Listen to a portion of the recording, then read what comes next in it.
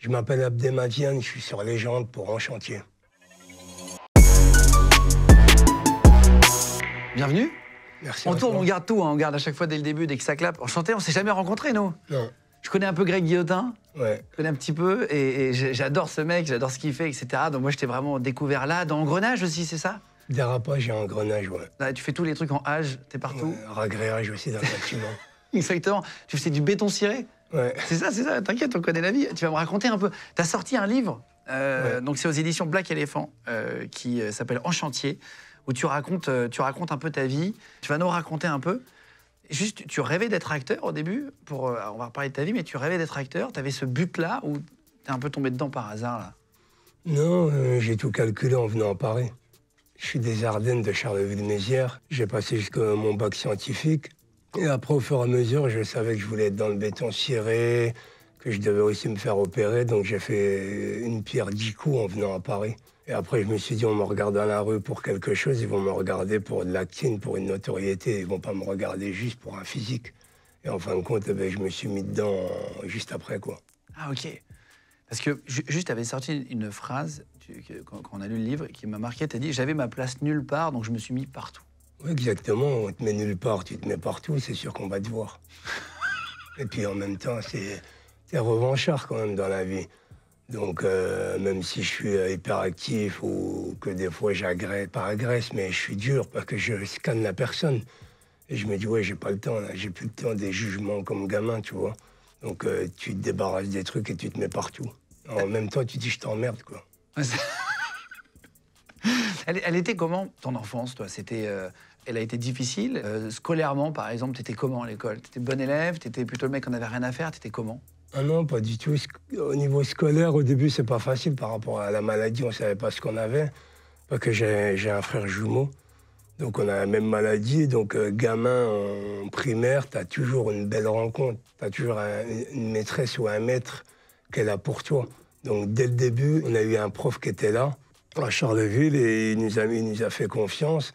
Et au fur et à mesure, grâce au basket, tu vois, la notoriété du sport, ça m'a aidé de mettre le gamin devant et l'enfant malade, entre parenthèses, ou qui a une différence derrière. Après, tu arrives au collège, tu as toujours 2-3 embrouilles, donc tu tapes le plus fort de l'école pour que tout le monde est au courant, en gros, tu vois. Donc tu mets à la main. T'as appris à te battre direct pour... Ouais, ben attends, j'ai 10 frères et sœurs. T'as 10 frères et sœurs? Oui, on est 7 garçons et 3 filles, donc... Ah ouais. Donc mes frères m'ont appris à respecter parce que je suis très social. Mais par contre, tu te laisses pas faire. Tu finis pas victime. C'est con à dire, mais tu me dis une injure, ça vaut une claque. Tu me dis une deuxième, ça vaut le coup de boule et après ça monte. C'est méchant.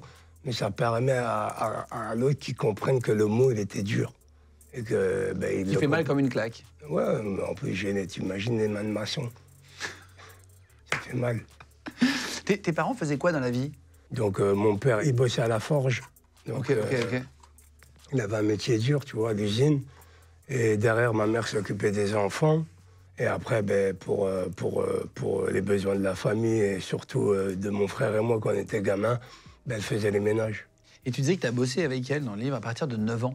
Tu sais quoi? Ben, tu sais, mon frère, un exemple, mes frères avaient des business. Il y en a un qui est garagiste, l'autre, il avait ses restaurants. Après, il y a l'autre qui avait sa boutique. Donc c'est plus facile pour des gamins. Et mes frères avaient compris, ma famille avait compris que le lien social avec autrui, ça allait être le travail. Donc c'est le service, tu vois. Un échange de services. Et pour m'aborder, pour savoir qui je suis. J'utilisais ça pour aborder les gens et avoir une vie sociale. Mais aussi, en même temps, j'avais cette maturité de gérer l'argent et d'aider ma mère. Ma mère, elle me donnait de l'argent pour aller en colonie. Quand j'avais quoi, 12-13 ans, 13 ans, je revenais avec plus d'argent. Comment tu sais? Je lui rendais l'argent. Ben, je travaillais dans la plonge de la colonie. Ah, c'est vrai? Et t'es toujours proche de tes frères et sœurs? Vous êtes toujours... On est vachement solidaires. On s'entend bien, on est une grande famille. On a gardé, ma mère et mes frères ont gardé ce truc-là, les valeurs du travail et le respect. Donc même mes neveux qui ont 5, 6 ans ou 15 ans ou 20 ans, parce que j'en ai plein, ben, c'est la même ligne de conduite. Et tu disais que tu avais un frère jumeau. Ouais. Est-ce qu'ils le confondent avec toi dans la rue quand ils voient les caméras cachées de Greg Guillotin, par exemple? Vous avez fait beaucoup de millions de vues là. Est-ce qu'il y en a qui l'arrêtent dans la rue en disant... Il habite dans l'Aube. Il habite dans l'Aube, il a sa boîte. il fait sa life. Donc, ouais, ils le confondent. Ouais. Après, quand même, c'est bizarre, mais l'autre jour, je suis allé dans l'Aube. On est parti voir un match de foot, là, et directement, je sais pas pourquoi, ils viennent vers moi. Ah, c'est vrai? C'est marrant, on se ressemble quand même, tu vois. Ouais, c'est vrai, parce que quand t'as un frère jumeau, ou une sœur jumelle d'ailleurs, et tu te dis, tiens, quand il y en a un qui est connu, est-ce que l'autre, il est aussi embêté dans la rue, tu vois? Ouais, il fait un métier qui n'a rien à voir. Ouais, aucun rapport. Après, moi, on est des gens pudiques, tu vois, on se respecte. J'ai toujours dit, pourquoi je me mets pas en avant, où je dis à des gens, des fois, arrêtez vos questions, c'est une question de pudeur et de respect. On a toujours ce truc-là en famille, même quand il y a les réunions de famille, on essaie d'être sur le même piédestal, on respecte tout le monde. Et dans le livre, tu dis, il aimerait le poids de son histoire. Non seulement il doit porter lourd sur ses épaules le poids de son histoire, mais il n'hésite pas à porter mes souffrances sur son dos. C'est Sylvanie qui dit ça, que tu décris comme ta sœur de cœur. C'est qui? Ah, Sylvanie, c'est une longue histoire. C'est une fille que j'ai connue il y a 20 ans, je crois. Il y a 17 ans. Et je l'ai aidée parce qu'elle n'allait pas bien. Donc on avait une relation amicale. Et après, elle m'appelait grand frère tout le temps aux côtés de sa famille. Et à un moment donné, elle a eu un grave problème et je l'ai aidée. Je me suis dit, ouais, je peux pas la laisser, tu vois, et parce que je ressens les choses. Je sais qu'il va avoir un problème, j'appelle la personne, je lui dis, ouais, qu'est-ce qu'il y a? Et c'est là que je l'ai pris en main, je l'ai ramené à Paris et je l'ai aidé. Et en fin de compte, après, avec son copain, il essayait d'avoir un enfant et les médecins lui ont dit, tu n'auras pas d'enfant à cause de tes antécédents. Et moi, je lui dis, non, tu vas en avoir des enfants. Et en fin de compte, elle a eu un garçon et une fille. Ah, t'es un peu médium, genre? Tu ressens? Mais après, c'est tout le monde, même toi. Il suffit de s'écouter. Et de ressentir un peu le... Ouais, beaucoup, même. C'est pour ça que je démarre au quart de tour, des fois, tu vois. Parce que je vois que l'autre, il est rouge et moi, je suis vert, on va dire. Et l'autre, je le sens qu'il est mauvais. Donc, je démarre au quart de tour. Tu ressens un peu l'aura des gens? Ouais, beaucoup, même. Ah, moi, ça aussi, je ressens. Après, je ne peux pas dire si quelqu'un va avoir des enfants, tu vois ce que je veux dire? J'ai pas ce niveau-là, mais je ressens les gens tout de suite animalement, tu vois ce que je veux dire? Tu sens tout de suite la personne. Par contre, le futur et tout ça, par exemple, je peux pas. J'ai pas du tout de... Tu vois. Ouais, après, moi, j'utilise... après, on a de la croyance, mes parents sont musulmans, mais je veux dire, on a quand même un minimum de foi ou de croyance, que tu le fasses à fond ou pas. Et tu as ce truc-là en toi et tu crois, et quand tu te mets dans la tête le point B, les gens voient le point A, mais moi, je suis déjà parti dans le B, tu vois. La manière, je m'en tape, pas que je sais où je vais. Ouais. Et Sylvanie, c'est ce que j'ai fait avec elle. J'ai éliminé tout ce qu'on lui disait pour arriver au point B. On va parler après, là, justement, de ta vie originale et tout, le béton ciré, tout ça. Juste pour parler de ta maladie, parce que tu en parles depuis tard, ça s'appelle la dysplasie ectodermique. Ouais.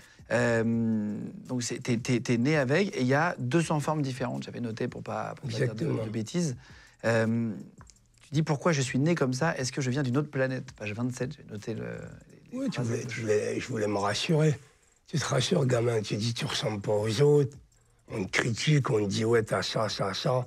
Après, toi, tu te mets dans une matrix comme les super-héros, tu vois. Il y a Batman, Superman, machin. Tu dis, mais moi, peut-être que j'ai un autre pouvoir, tu vois. Donc, tu te rassures en faisant ça. En même temps, tu enlèves la maladie. OK, elle est là, hop, hop, hop. Mais pour moi, c'est plus une différence parce que tu es né avec et après, elle bouge plus. Je transpire pas. J'ai eu des problèmes de dentition, comme j'expliquais, maxillofacial. Donc, tout ça, tu le mets en place et tu l'acceptes. Mais tu es né avec, qu'est-ce que tu veux y faire? Et après, moi, tu vois, je marche, je cours, j'ai joué au basket. Oui. Tu relativises. En fait, je relativise. Il y a des gens qui ont un bras en moins, qui naissent avec des problèmes plus... Après, on a chacun notre caractère. Ça. Donc, il y en a qui vont... On peut avoir tous les deux la même opération. Si toi, tu n'y crois pas, même que tu as le meilleur chirurgien, il va te louper. Ouais, et moi, je crois en moi, et il ne va pas me louper. Et les gens, ils ne comprennent pas ça. Tu vois, il faut croire en soi, à bloc. Tu n'as pas le choix, de toute façon, qu'est-ce que tu vas y faire? Et c'est une maladie qui fait des douleurs ou qui a autre chose comme symptôme qu'on ne voit pas? Non, c'est juste... comme je te dis, quand il fait chaud, il faut gérer. Là, j'ai la voix pétée, tu vois, comme j'expliquais. J'explique souvent, ouais, est-ce que sa voix, il la retouche au cinéma? Ah oui. Ouais, beaucoup, tu vois. J'ai les cordes vocales qui sèchent au fur et à mesure de parler. Bois de l'eau, hein, si tu veux. Ouais. On a mis de l'eau, c'est de l'eau. Hein. T'inquiète, c'est pas de l'alcool. Ou... Dans certaines émissions, ils mettent de la bière. Non, t'inquiète, je bois pas, je fume pas. T'as été diagnostiqué à quel âge? À 5 ans. À 5 ans, ils l'ont su? Ouais, à 5 ans, je faisais les allers-retours à Paris avec ma mère. Donc, quand tu fais les allers-retours, tu vas à Paris, à Saint-Louis. Donc, ils ont testé quelques médicaments, ça n'a pas marché. Bref, j'avais une maturité quand on a été à la sécurité sociale avec ma mère. J'ai dit, ouais, ciao, allez, ils vont pas me casser les couilles. En gros, je dépends pas de l'État, moi, j'ai la dalle. Donc j'ai toujours bossé. Ouais, c'est ça, tu dis, déjà du haut de mes 5 ans, j'ai déclaré la guerre à la maladie. Donc c'est vraiment, on sent ton côté offensif, quoi. Tu te laisses pas abattre. Mais dans le livre, à un moment donné, j'aime bien les punchlines, t'as vu, je mets le maladie. C'est le mal qui l'a dit. Si tu l'écoutes pas, ben, il n'y a pas de mal. Il faut pas l'écouter, le maladie. Tout simplement. Et moi, c'est une différence. Encore une fois, il y a des gens plus malades que moi et qui vont pas bien, et je le conçois. Mais moi, mon expérience à moi, c'est que, comme j'explique dans le livre, il faut avoir faim. T'as pas le choix. Toi, tu fais un pas pour avoir un bac S. Moi, j'en ai fait des centaines. Je dormais à 4 heures du matin, je sais pas quelle heure, pour avoir mon bac par fierté. Et quand j'ai eu le bac, pour moi, je me suis dit, c'est un projet que j'ai réussi. Ah ben tiens, j'ai confiance en moi, je vais gonfler à chaque projet. Je me dis, ouais, j'ai réussi le coup. Là, tu parlais de bagarre tout à l'heure, que tes frères t'avaient entraîné, etc. Tu dis, ils ont vite compris que si j'enlevais ma casquette, c'était pour mettre un coup de tête. T'as ce sentiment d'être nerveux? En vrai, je suis gentil, hein, je suis cool. Hein. Mais comme je dis aux gens, le problème, c'est pas ce que tu fais, c'est à qui tu le fais. Et j'ai horreur de l'injustice, j'ai horreur qu'on utilise un statut pour écraser l'autre. Et je me dis, comme moi, j'ai ce caractère et cette dureté, si moi je te rentre dedans, peut-être que tu arrêteras avec les autres victimes, que ce soit en vrai ou sur les réseaux. Tu vas dire, ouais, l'autre con, il m'a mis à l'amende mentalement, ou dans le parler, ou la moralité, ou physiquement, la droite, s'il ne comprend pas.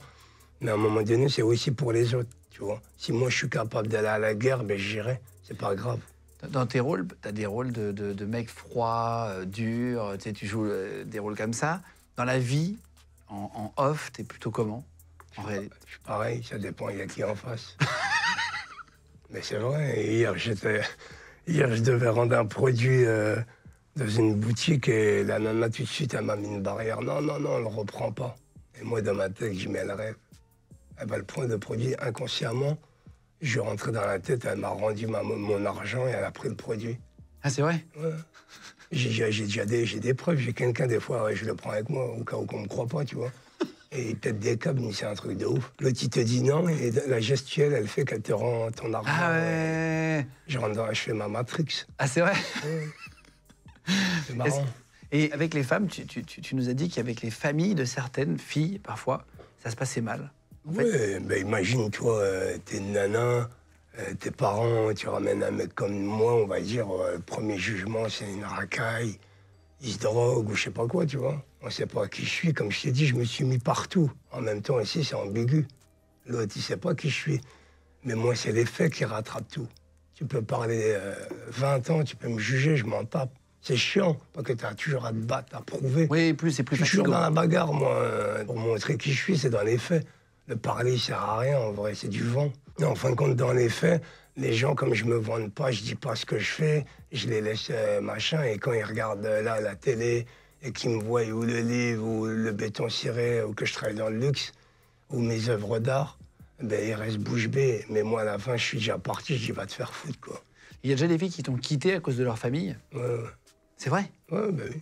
Leurs parents, ou les frères, ou les potes, ou le copain. Il y a aussi cette virilité naturelle où le mec ou son ex, ou je sais pas qui, il est vénère contre moi parce qu'il dit ouais, qu'est-ce que tu ferais avec une racaille? Mais non, c'est que moi, je fais peut-être plus bonhomme que toi, malheureusement. Tu vois? Et puis moi, je respecte la fille qui est avec moi. Et je vais lui dire, ouais, je t'aime plus. Mais c'est pas vrai, c'est pour qu'elle parte, qu'elle ait la tranquillité. Ah, c'est vrai? Parfois, tu préfères la quitter pour pas avoir de problème? Ouais, pourquoi? Attends, c'est son sang. Pourquoi je vais rentrer dans un game où je sais que j'ai pas à créer ça? Je préfère nuire à la relation. Et au moins, tu dis plus tard, putain, il a bien fait, il a pensé à moi, que penser à ma gueule et aller me battre. Hey, je me bats depuis le gamin, j'ai pas que ça à faire. Et puis, de toute façon, c'est pas moi qui perds. C'est eux qui perdent. C'est ça. Et tu dis, parfois on me prend pour un drogué, on t'a déjà arrêté, genre la police t'a déjà arrêté en pensant que j'ai pas un contrôle routier. Ouais, c'est un délit de faciès. Après, je leur en veux pas, je les comprends, tu vois. Et que leur boulot, il n'est pas facile. Exactement, non, bien sûr. Il n'y a pas de Après, jugement dans un sens ou dans l'autre, mais est-ce qu'on s'est déjà dit? Il y a toujours dans la population, il y a des cons. Donc, dans la police, il y a des cons. Dans les médecins, il y a des cons. Partout, il y a des cons et des bons. Donc, c'est pareil. Donc, oui, moi, j'ai arrêté. Ouais, qu'est-ce que tu fumes? Qu'est-ce que tu bois? Blablabla. Ah, c'est T'es un vrai? drogué, ouais. Après, moi, je réponds. Le problème que j'ai, c'est que je m'en tape de ton statut. Parce que pour moi, je considère qu'on est des humains. Donc Oui, tu parles pas à un policier, tu parles à un humain, quoi. Oui, je parle à un humain et je me dis, ça va peut-être marcher, tu vois. Mais le problème, c'est que quand je le regarde et qu'il voit que je lâche pas l'affaire et que je commence à m'approcher de lui, il dit là, j'ai affaire à un mec qui a vraiment pas peur de me battre, mais pas peur de la pression. Oui, C'est moi qui met la pression. Parce qu'il sait pas qui je suis. Tu vois, je me suis jamais battu avec... je me bats pas, moi, comme j'essaie de discuter beaucoup. Mais après, quand je dis me battre, il faut se cartonner, tu vois. Je fais pas du MMA, mais je fais pas de sport de combat. Mais c'est pas parce que tu attrapes quelqu'un, tu le jettes, que c'est se battre. Pour moi, c'est vas-y, casse-toi. C'est une bagarre. Une bagarre, c'est à deux. Et amicalement, t'as réussi à te faire des amis proches, etc. à l'école, ou t'as eu du mal avec ça? Non, tu sais, mes amis, mes proches, c'est la famille. Quand t'as 10 frères et sœurs, beaucoup de neveux, tu te dis, c'est con à dire, mais les gens sont de passage. Qu'ils restent ou pas, c'est pas grave. Et je disais même dans le livre, je dis, si c'est pas une histoire, tu seras un beau souvenir. Donc ça, tu dois l'accepter, ça aussi, que si t'es pas une histoire, tu vas être un souvenir. Ben prends-le le souvenir, vaut mieux avoir un souvenir que rien. Ouais, évidemment. Et t'es pas déçu des gens. Parce que tu dis, c'est pas grave, il a pris ce qu'il voulait de moi, j'ai pris, on s'est bien marré, machin, fais ta life, je fais la mienne, tu vois. Mais après, s'il y a des gens proches, ouais, j'en ai. Mais je préfère... je suis assez solitaire aussi. Ouais, famille et solitaire. Toi, t'es pas marié aujourd'hui, là? Non. Non, ok. Et première fois, dans le livre, j'ai appris ça, c'était à tes 22 ans, ta première piscine. Ouais, parce que quand j'étais gamin, je donnais des certificats médicaux. Le médecin, j'allais voir le médecin, je dis, ah non, je vais pas à la piscine. Tu voulais pas te montrer à la piscine?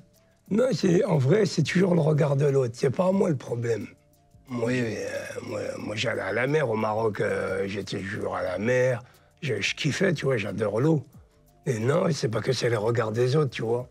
Puis tu vois, à l'adolescence, t'as pas de poils. Les gens disent, ah, il est pas viril, il a pas de poils, blablabla, le truc de mec. Ah, c'est moins la mode, les poils, là, ça va? Ouais, bah ouais, j'ai lancé la mode avant tout le monde. Et puis moi, tu peux pas me caresser dans le sens du poil. Et après, donc, tu fais un CAP maçonnerie. Je lis ça et c'est assez marrant. Et tu mens sur ton CV. Pour paraître un peu plus luxe, ouais. Tu mens sur des trucs. En gros, je vais très vite. Je fais mon CAP à Reims. Entre-temps, il y a mon père qui décède en 2008. Je m'occupe de ma mère, les papiers. Et après, vite, je monte à Paname. Et en arrivant à Paris, je fais 2-3 chantiers. Je fais un book avec mes vrais chantiers, des belles photos et tout. Dans le luxe, tu vois, le béton ciré, c'est assez noble. Ouais, bien sûr, bien sûr. Et derrière, je mets Londres, Miami, New York, Monaco, Saint-Barth. Toutes les villes où il y a de l'argent. Où il y a des bifs. Ah, c'est ça, c'est ça. En gros, j'ai décidé, au lieu de braquer physiquement les banques, je me suis dit, je vais faire un vrai braquage propre, mais au moins, je travaille. Ah, c'est ça, c'est ça. Et tu bluffes, tu assumes ton bluff, parce que être dans le luxe, il faut être maniaque, il faut être dans le détail. Ouais, exactement. Il faut assumer. Et oui, après, ton travail était bien fait. Ouais, il était bien fait. Après, tu as le premier jugement toujours des gens. Ah, merde, c'est lui qui fait le béton ciré. Et des fois, on me disait, il est où votre patron? Je dis, oh, il vient demain. Et il vient après-demain, tu vois. Ah, tu décalais? Ouais, non, c'était moi le patron. Oui, non, mais j'ai compris. Tu décalais pour les gens, tu disais demain. Je disais exprès, le patron, il va venir, moi, je viens travailler. Et à la fin, quand je venais bien habillé pour récupérer mes thunes, il me regardait en 4 fois, tu vois. Il se dit, il s'est foutu de notre gueule. Il a taffé.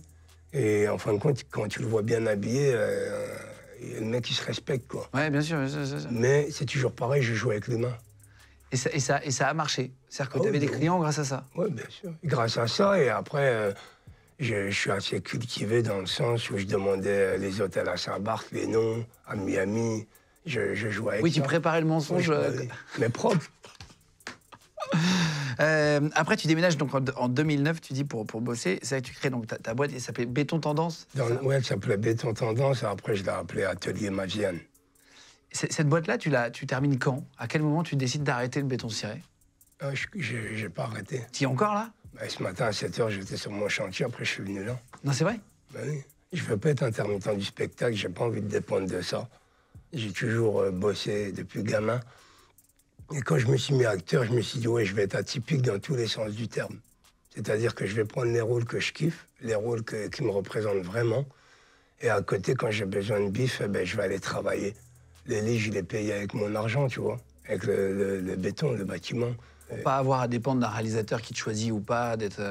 Ouais, et puis indépendant, ils quoi. n'ont pas la main sur moi. C'est triste, mais quand je vois certains, ils font silhouette ou figurant, ou pour avoir leur cachet, ils vont à Euro Disney, que je connais le business, tu vois. Ben non, moi, je préfère aller bosser, et puis je gère bien ma boîte quand même. Je joue avec les deux. Et les jours que ça décolle en tant qu'acteur, ben, j'y garderai acteur et je garderai mes œuvres d'art. Ouais. Dès que le béton ciré, je mettrai de côté. Mais pour l'instant, je garde les pieds sur terre et la tête dans les étoiles, tu vois. T'as enlevé New York et Saint-Barth sur le Ouais, site. j'ai mis Abdemazian.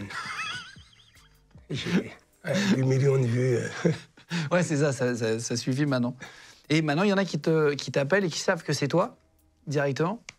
Ben, hier, il y a un client qui m'appelle. Il me dit rien. Il me dit c'est quoi le nom de la boîte. Je lui dis. Après, il me dit je peux vous poser une question. Et je dis oui. Il me dit votre voix, mais familier. Il me dit est-ce que c'est vous? Juste cette phrase. Je lui dis oui, c'est moi. Et après, il me dit ah, c'est un truc de fou. Je suis sur Google et puis je vous vois. Ah, trop marrant. Et donc après, ben. Oui, ça aide un peu pour le relationnel. Ouais, ça aide. Après, tu fais tes devis, les clients ils sont rassurés, pas qu'ils disent en même temps, tu sais, cette réputation des gars du bâtiment où le mec, tu sais pas s'il va revenir. Ah oui, Tu oui. vois, et moi, je peux pas me sauver, on me voit à la télé. Ouais. Où je vais aller, en plus, on me reconnaît de ouf. Ah, c'est vrai, c'est vrai. Donc, même si je suis pas acteur, même quand j'étais pas acteur, je marche dans la rue, je vais voir la boulangère, elle va vite me reconnaître le lendemain. Ah, bonjour, c'est vous. Oui, c'est ça, c'est ça, c'est ça. On te reconnaît beaucoup dans la rue, là, avec les caméras cachées, tout ça? Ouais, beaucoup quand même. Ouais. C'est ça qui t'a rapporté plus de notoriété ou les séries avec Cantona, etc.? Ben, c'est un tout. Acteur, je gère comme une boîte. Tu vois, j'ai fait les clips, j'ai fait les séries Engrenage dérapage, Le Carré sur YouTube.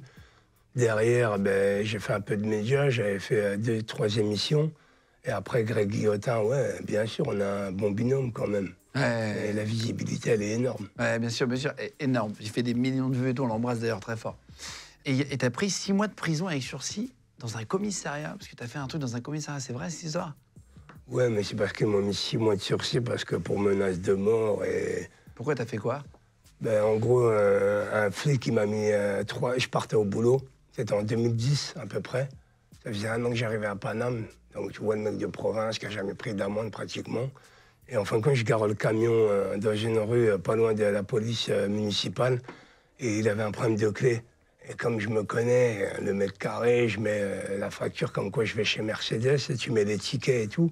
Et tu peux pas dépasser les 2 balles le matin quand tu pars, à peu près. Avant, c'était les pièces. En fin de compte, je reviens à 17h, je prends 3 amendes. La règle, il a le droit dans la loi, il a le droit. Mais humainement, c'est con. Donc il me met 3 amendes, je vais tout de suite, je vais voir mon garagiste, il me dit mais il est con ou quoi, tiens, donne-lui la facture. Je lui donne la facture, je paye la première, il n'y a pas de problème. Mais les 2 autres, je ne les paye pas. Et là, il me dit, c'est pas toi qui fais la loi, c'est la règle et tout. Je dis non, mais... et puis je le tutoie gentiment, tu vois. Et il a voulu me faire passer pour le rebeu, wesh wesh, racaille ou ce qu'il veut, je m'en tape, tu vois.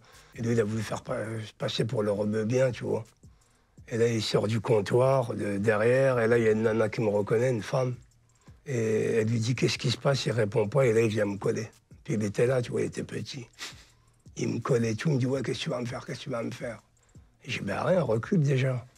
Et après, j'ai dit, tiens, je paye l'amende, s'il te plaît, et tout, puis je reste calme. Mais il sait pas que ça passe du tout à rien, moi. Et en 2 minutes, au moment où il veut me pousser, je lui attrape le bras et je lui fais une clé. Et en fin de compte, je le chope et je le claque. Je le défonce par terre. Je le claque contre le mur, il tombe et là, je le lâche pas.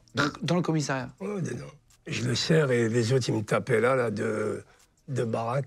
Avec la matraque, ils m'ont tapé les 2 avant-bras et moi, je rigolais. Et je rigolais, je dis, vous y arriverez pas.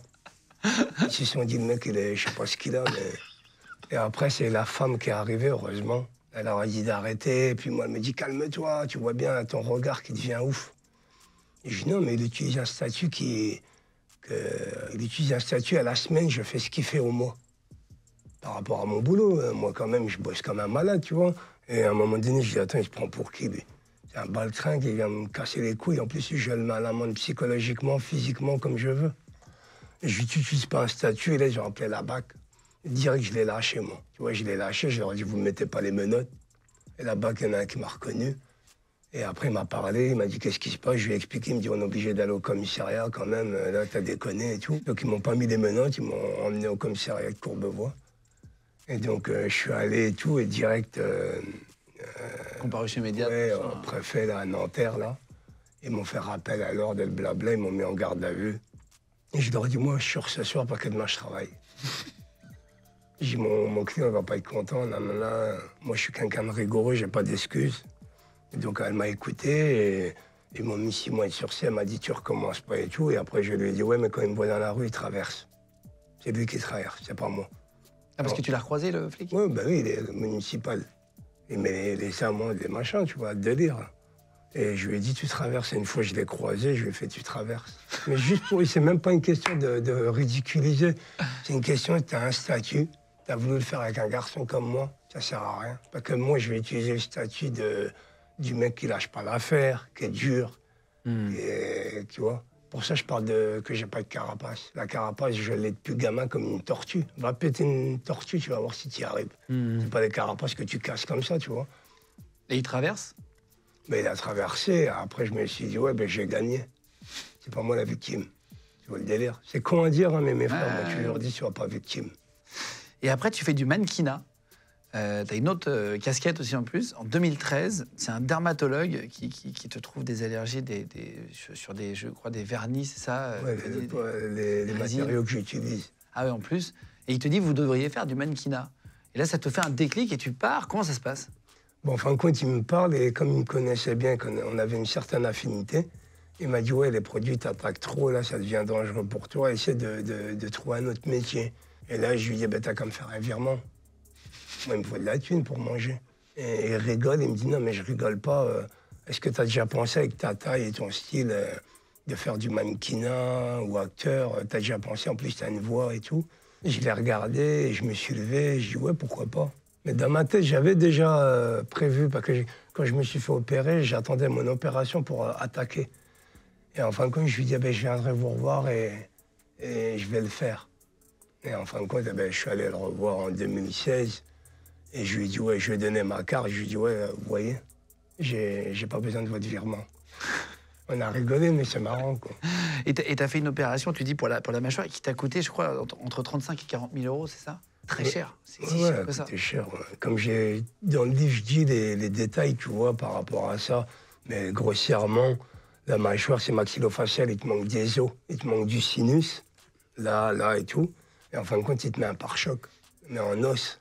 C'est-à-dire, c'est une autogreffe. Ah, c'est vrai? L'autogreffe, c'est qu'il prend l'os du crâne. Il m'a pris l'os du crâne et de la hanche. Il m'a reconstruit les sinus et la mâchoire. C'est fou, la médecine, ce qu'ils peuvent faire, c'est... Ouais, ben ouais, c'est eux les stars, c'est pas nous. Exactement. L'autre que tu vois à la télé, qu'est-ce qu'il t'apporte, quoi. Exactement, exactement. Tu dis d'ailleurs, page 112 dans le livre, là, c'est comme un cas similaire à un accident de la route. Tellement que l'opération était importante, quoi. Bon, en vrai, moi, j'étais conscient de l'opération parce que je m'intéresse beaucoup. On a parlé pendant 1 an avec le professeur. Le chirurgien, là, ouais. Et il m'a montré une photo d'une femme qui est tombée en parachute et qui s'est cassé la gueule. En parachute? Ouais, et tout de suite, il devait l'opérer. Mais elle est inconsciente. Ah donc ouais. il fait ce qu'il veut. Que moi, je suis conscient. Donc il me dit, alors, on l'a fait ou pas, l'opération? Et il montre tout. Hein. Ah, moi, il me dit, on va te péter là, on va casser tes dents, on va faire, c'est de la mécanique du bâtiment. C'est de la mécanique, quoi. Ah, c'est Bah, un chantier, c'est un chantier. Bah oui, là, j'ai du béton chirurgical. Mais non. Bah oui, parce que dans la guerre, avant, les mecs avaient des trous. Ouais, bah oui. Aujourd'hui, non. Pas qu'ils mettent du béton chirurgical. Je dis, bah, c'est bien, je suis dans le béton. Je suis un robot. Ça prend combien de temps à faire cette opération-là? Bah, l'opération a duré 2 ans et demi, 3 ans. Et tous les ans, il fait une vérification des implants et tout. Et ça va, comme j'ai une bonne hygiène de vie, je fume pas, je bois pas, ça passe, tu vois, on va dire. Heureusement, quoi. Ouais. Et après, en 2015, premier boulot de mannequin? 2015, je rentre chez l'agence Wanted, modèle. Ils sont les modèles atypiques. J'ai fait 4-5 agences qui m'ont pas pris. J'ai utilisé la méthode du bâtiment avec les noms. Pareil. Donc j'ai fait 1 ou 2 photos. T'as marqué TF1, France 2, Canal+. Non, même pas. J'ai pris 2-3 photos de Wanted et m'ont présenté Philippe Écharoux, un super photographe là qui est monté. Okay. Il m'a dit, vas-y, utilise mes photos, il n'y a pas de problème. Et je les ai mis sur les réseaux. Et en fin de compte, Greg m'a repéré avec cette photo. Et derrière, ça s'est enchaîné, tu vois. Mais j'ai dit, ouais, j'ai fait ça.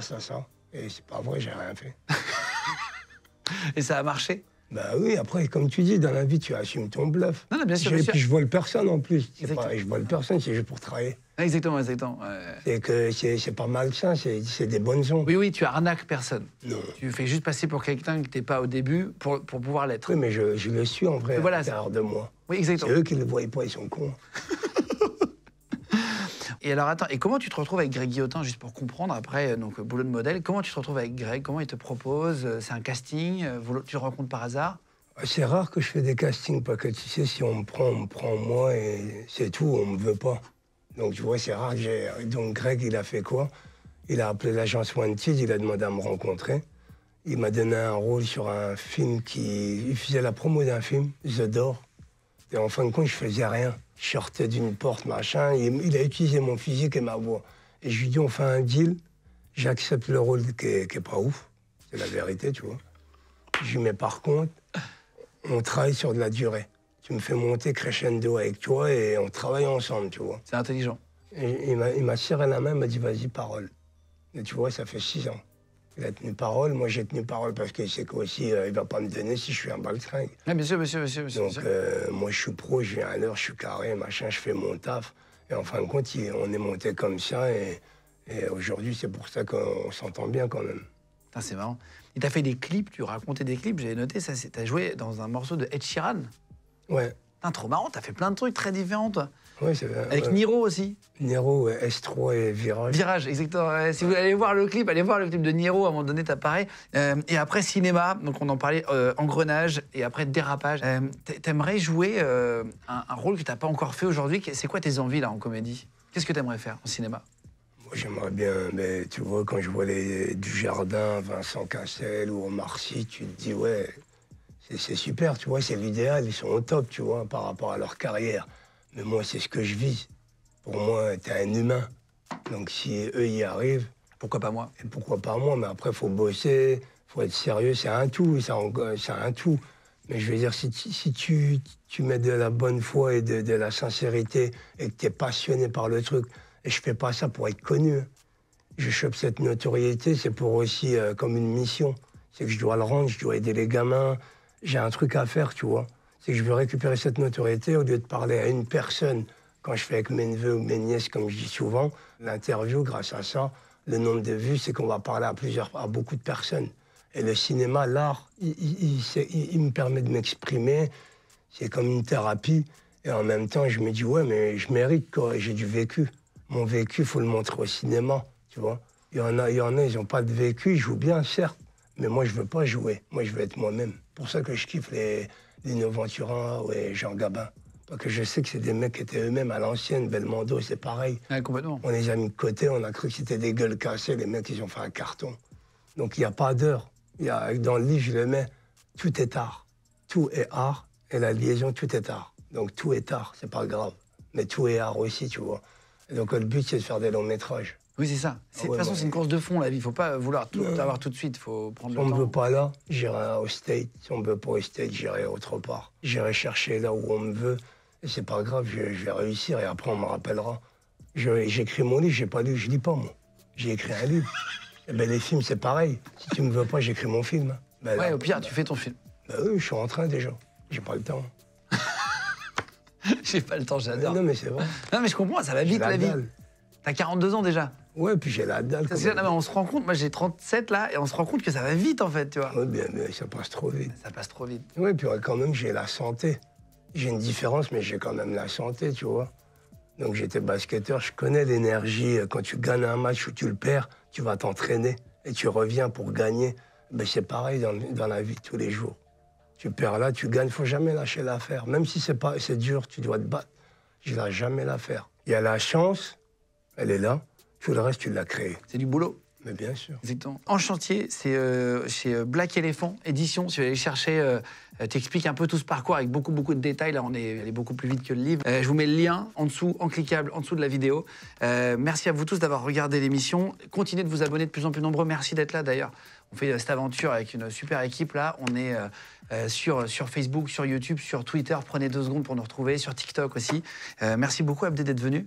C'était un plaisir de te rencontrer. J'étais bien content d'entendre ton histoire et tout, c'était cool. Merci de m'avoir invité.